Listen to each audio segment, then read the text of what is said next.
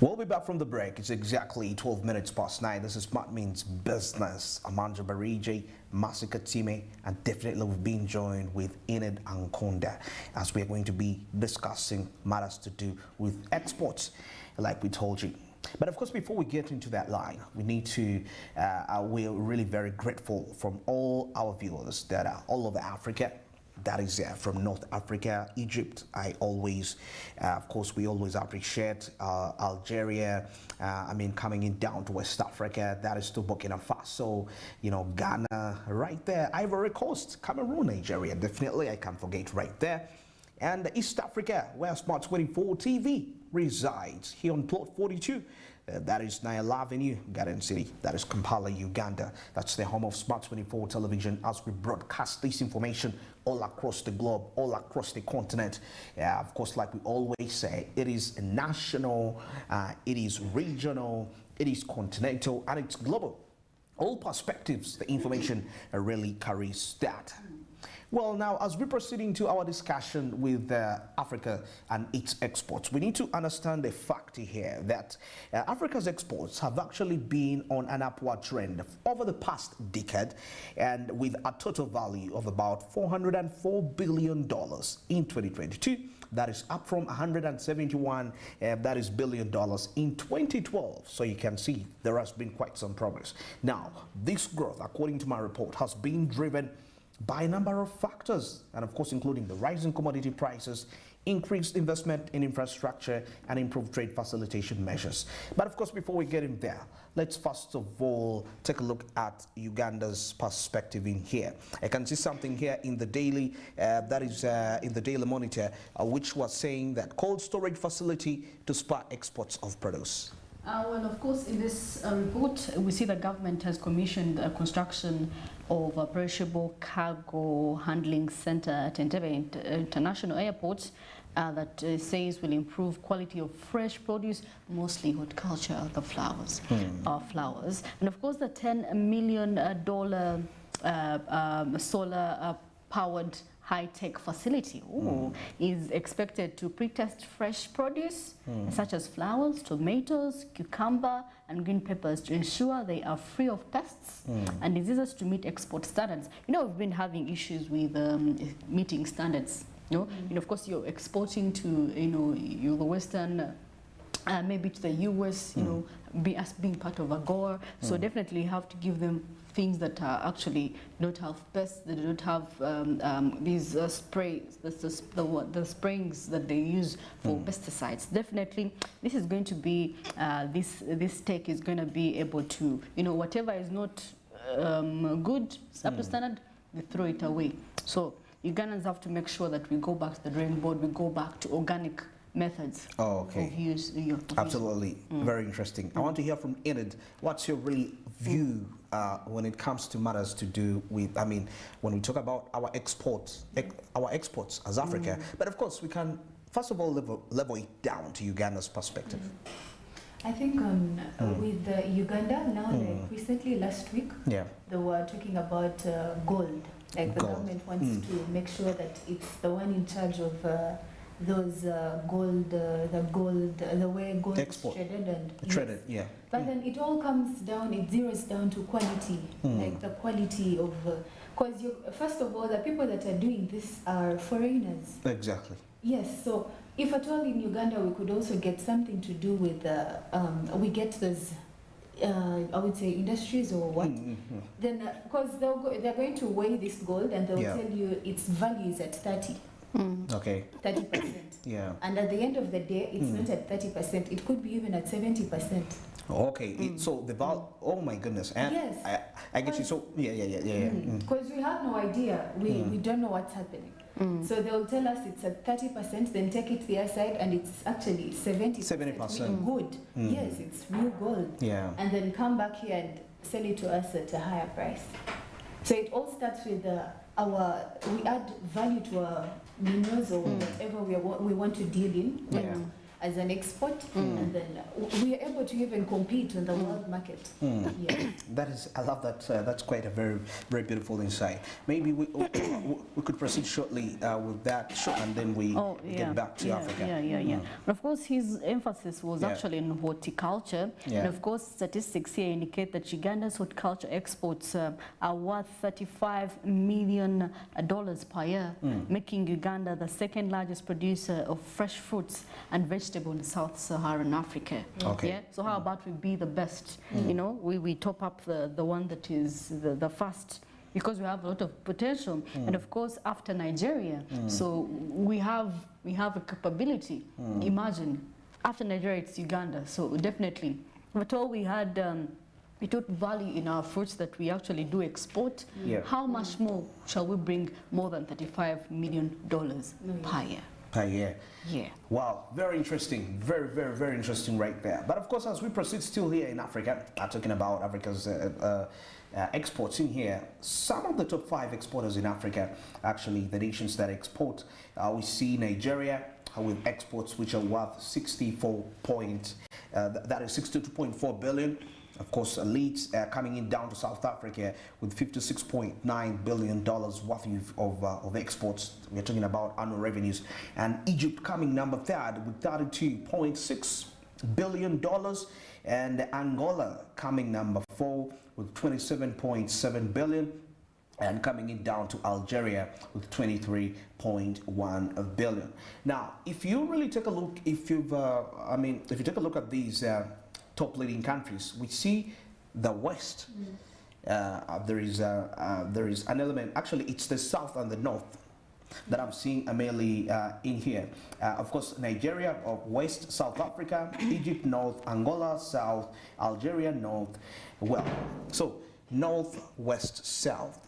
And in East Africa, we don't have any representation. You know, in Central Africa, we don't have any representation. And now, of course, Marcy, you mentioned something about strengthening the regional groupings in these areas. We've seen the ECOWAS in North Africa. I don't know what is really there, but of course, coming in down to the SADC in Southern Africa, COMESA and the East African Community. Of course, COMESA, both East and South, both of that. And you can see to some degree, because still coming in down here, Nigeria still overleads the exports, you know, coming in down here. So we can see to examining the extent at which ECOWAS has actually contributed to this success. You know, like I mentioned earlier, that some of these regional groupings actually exceed way beyond just economic interests, but they extend into the political sphere of these given nations. So that, and once you have the politics determines the economics, you know, to that extent. So we can really see how that comes about. Now, the major exports from Africa, mainly here, I can see oil and gas. Africa is a major producer of oil and gas. Yeah, it's one of the key, and these commodities account for, that is a large share for the continent's exports. Oil and gas, minerals definitely, and then we have agriculture products, then coffee, cocoa, and agriculture products. They're very significant because that's where we have quite an advantage as Africa, despite we being endowed with the minerals, you know, but agriculture, because we have the potential to supply the world with the food in terms of a crisis. That is proven. We don't even have to debate on it way much more. But despite all these efforts, all these amazing exports we have, we've still not, we've not been able to achieve the vision. For example, the African Union has a vision, I think is 2060. Uganda has 2040. But I think there is a 2060. 2030, then 2040. 2040, yeah. But now, the African Union has the vision of 2060, you know, to make sure that the GDP is at least grows to at least by about 5% in that given time and period. And exports, we see exports as one of the key drivers to help us achieve those visions. I don't know, when we try to take a look at this point from the African perspectives, how do you envision our exports, and when it comes to the strategies that we should employ to make sure that we have the quality, but the most important thing is consistency of the quality? You're right, it's consistency of the quality, but then it also comes in whereby we have people in Africa, we usually rely on exporting something, let me say different commodities. Yeah. Oh, yeah. Like reliability on one thing, let me say Reliability, okay. on one Yes, good, yeah. that is not good when it comes to terms of exporting. Because if you have to export, if you want to improve on your export trade to other countries, You have how you to. trade, you have to deal in many Specific. things. So you need to you need to diversify your export. Exactly, Okay. diversify Yeah. the whole thing. So if you want to export, let me say, agricultural products, don't be like, no, I'm going to only export coffee or cotton. No, go down, do also the tea. We have tea. So diversification, Oh, yeah. True, true. it does a good thing. And then another thing would come in, obviously, quality control. Make sure you have the top-notch products there. Because if you have coffee, for example, and then Mercy also has coffee, and you're trying to sell it out to Yeah. people out there, then they would obviously look at yours and be like, how is this? How is Andrew doing his thing? And how is... So now for this case, we look at Tanzania and Uganda. If you're comparing like two countries, obviously a country with quality, high quality, will be in position to compete than one that has one that is considered to be of less quality. So diversification and then quality control. I think if African states could look at that, not just sitting down and be like, oh, we are going to measure in import. Okay, it's good to deal 200 something, and then let me say in Uganda we could be like, we're going to deal in agriculture, exporting agricultural products. But then if we could also look at our minerals and we concentrate on a variety. A variety. Exactly. Actually, now, in it, what you mentioned points me out there to this perspective that, okay, if we're talking about variety, because before I think about diversifying, I need to really understand is what I'm getting into marketable. And so now that pushes me to the aspect of to what extent how have we gone as Africa maybe the in terms demand. of the demand searching out there. So that calls for extensive market research. Yes, yes. Obviously, the research comes in, and then with the research, you invest in it. Actually, Investing in research, invest in exactly. that market research. They should put people out there to know what is people to forecast. You can forecast the demand. Oh, yeah. Yes. Now, when you know how to forecast your demand, and then you've invested in the necessary research needed, then I believe we're able to compete. We're able to compete. Exactly, we're able to compete. Absolutely, that's very beautiful, right there. Competing and diversifying. So we need to have an export diversification strategy for the nations right here. Well, of course, still, according to reporting here, some of the major challenges that Africa is experiencing when it comes to exports is just what Enid just mentioned, lack of diversifications, as exports are heavily concentrated in a few commodities. This makes the continent vulnerable to fluctuations. In case what you're measuring in, you wake up in the morning and it's no more. Yes. Well, it mean the end. We saw the pandemic. It taught us quite a lot of things, and how people lost businesses, and so many aspects. Now there is also high costs of doing business, limited access to finance. Yeah, of course, African businesses often have difficulty in accessing finances, and now, but of course, all these. We need to find solutions away from that. We have regional banks in here.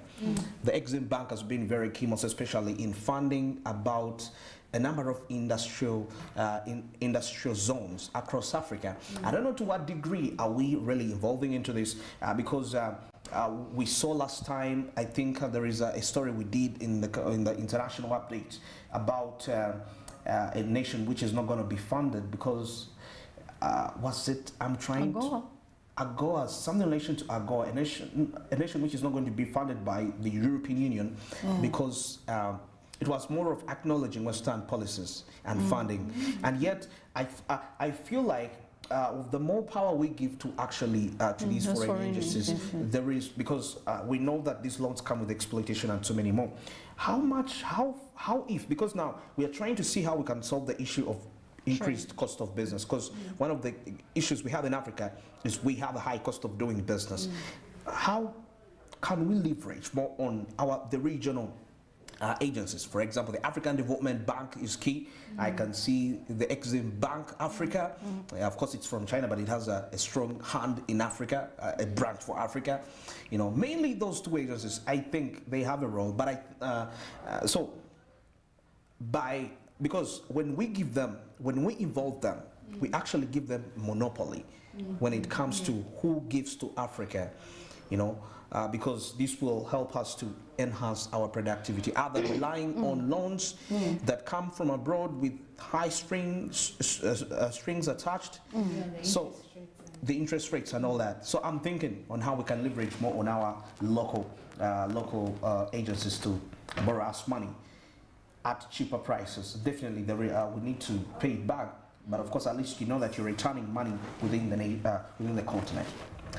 Well, it's a very interesting discussion in here. We are discussing Africa, how Africa can actually improve its exports. It's 9:27. I'm with Masi Katsime, and Enid Ankunda is also part of us on the panel today as we're breaking down this. Well, for now, we're going to take a break. But when we return in the last 30 minutes, we shall definitely be winding up this discussion in relation to how Africa can promote its export. And now when we return, we shall also now take a look at how can Africa leverage on technology. Yeah, that is to promote exports from that. As now, and then in the later hours of the show, I told you earlier on, I was still discussing one of the key aspects of enhancing African trade, the aspect of upgrading infrastructure. And we are trying to benchmark from other nations, from other continents, how infrastructure development in those nations have actually improved cross-border trade. More of those discussions are coming up shortly after this break. Stay around.